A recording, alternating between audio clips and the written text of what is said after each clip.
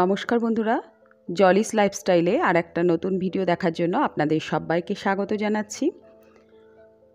প্রত্যেক মঙ্গলবার আর শনিবার কিভাবে বাড়িতে আপনারা শ্রী শ্রী হনুমানজির পুজো করবেন সেই ভিডিওই আমি আজকে আপনাদের সঙ্গে শেয়ার করব। আর এই ভিডিওতেই আমি মেয়েরা হনুমান পুজো করতে পারবে কি না, করলে কিভাবে করবে, হনুমান পুজোতে কি কি লাগে সবই এই ভিডিওতে বলে দেব এবং দেখিয়ে দেব। তো ভিডিওটা আপনারা স্কিপ না করে দেখতে থাকুন। আশা করি আজকের ভিডিও ভালো লাগবে। যদি ভালো লাগে তাহলে অবশ্যই একটা লাইক করবেন আর আমার চ্যানেল সাবস্ক্রাইব করে আমার পাশে থাকবেন। আর অলরেডি যারা আমার চ্যানেল সাবস্ক্রাইব করে রেখেছেন তাদেরকে অসংখ্য ধন্যবাদ।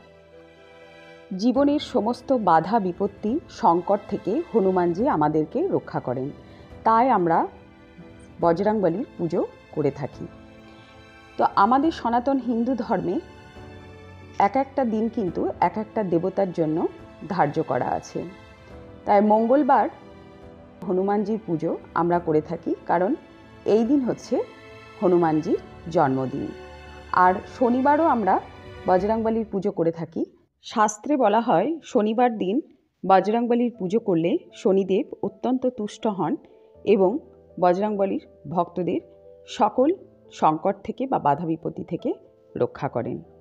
তো এখন আমি মূল ভিডিওতে চলে যাব। আমি শুদ্ধ বস্ত্রে ঠাকুর ঘরে চলে এসেছি। একটা জলচৌকির ওপর লাল কাপড় বিছিয়ে তাতে কিছু আতপ চাল আর ফুলের পাপড়ি ছড়িয়ে দিয়ে বজরংবলীর একটা ছবি সেখানে স্থাপন করলাম।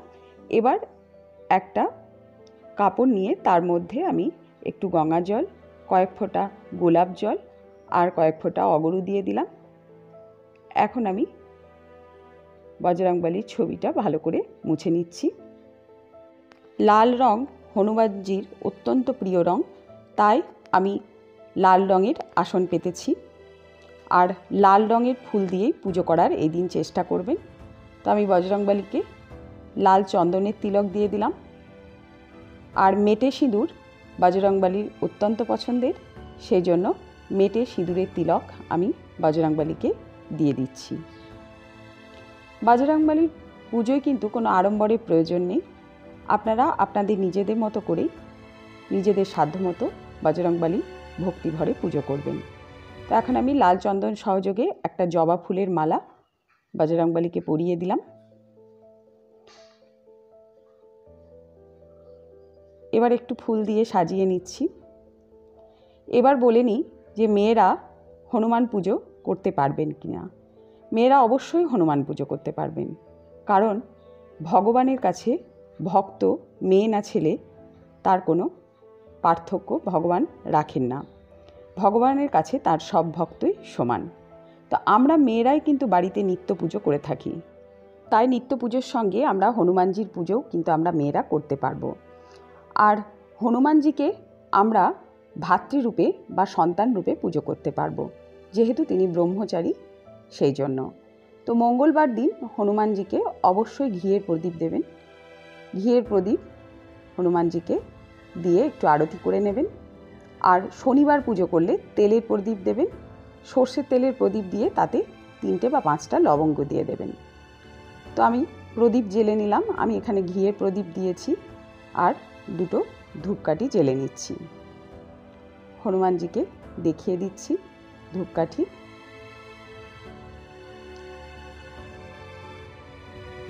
পুজো শুরু করব তার আগে নিজেকে আচমন করে নিচ্ছি। হাতে একটু গঙ্গা জল নিয়ে নিলাম।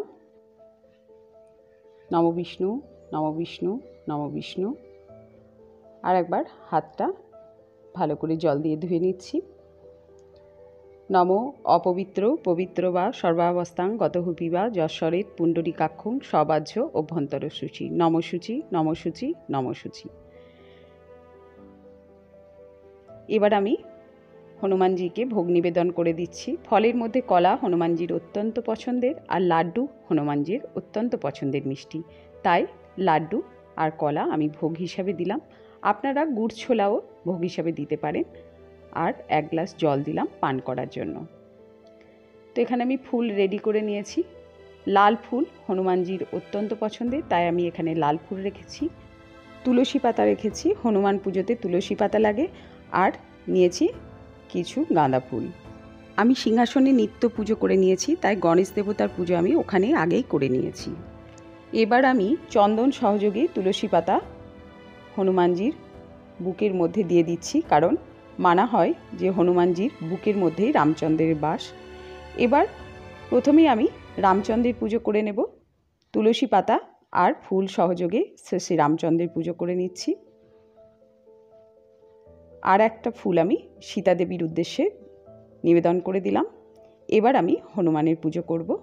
লাল জবা ফুল নিয়ে আমি হনুমানের পুজো করে নিচ্ছি। নমো হং হনুমতে নমো। 3 বার এই একই মন্ত্র বলে আমি লাল জবা ফুল সহযোগে শ্রী হনুমানজিকে পুষ্পাঞ্জলি দিয়ে দিচ্ছি। নমো হং হনুমতে নমো। জয় বজরংবলীর জয়। আবার একটা লাল জবা নিয়ে পুষ্পাঞ্জলি দিয়ে নেব। নমো হং হনুমতে নমো। জয় বজরংবলীর জয়। এবার আমি ঠাকুরকে ভোগ নিবেদন করে দিচ্ছি। ভোগের থালাতে আর জলের গ্লাসে আমি ফুল আর তুলসী পাতা দিয়ে দিচ্ছি।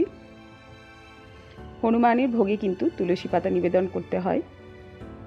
এবার আমি হনুমানজিকে মঙ্গলদ্রব্য নিবেদন করব। তার জন্য একটা পান নিয়েছি। পানের মধ্যে লাল চন্দনের ফোঁটা দিয়ে নিলাম আর সিঁদুরের ফোঁটা দিয়ে নিলাম।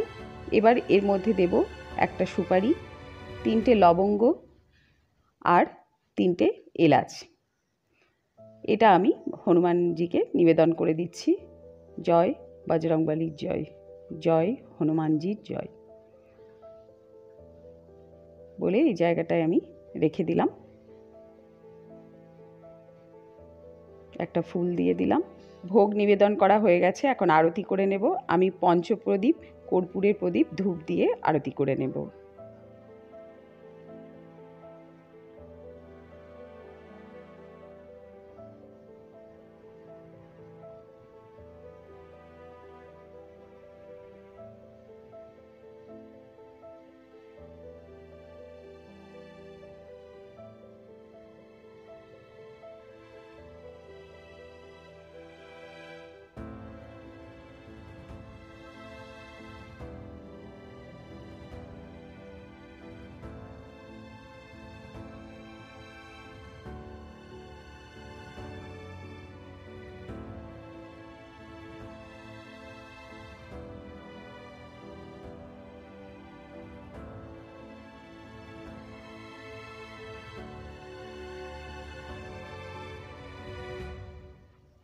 পুজো শেষে একটু দক্ষিণা দিতে হয়।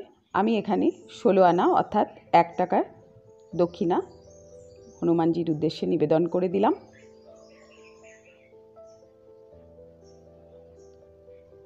এবার প্রণাম করে নিচ্ছি। ভগবানের কাছে ক্ষমা চেয়ে, সকলের মঙ্গল, সংসারের মঙ্গল চেয়ে প্রণাম করে নিলাম। সবশেষে আমি হনুমান চল্লিশা পাঠ করে নেব। শনিবার ও মঙ্গলবার অবশ্যই হনুমান চল্লিশা আপনারা পাঠ করবেন, আর যদি সম্ভব হয় প্রতিদিনও আপনারা হনুমান চল্লিশা পাঠ করতে পারেন।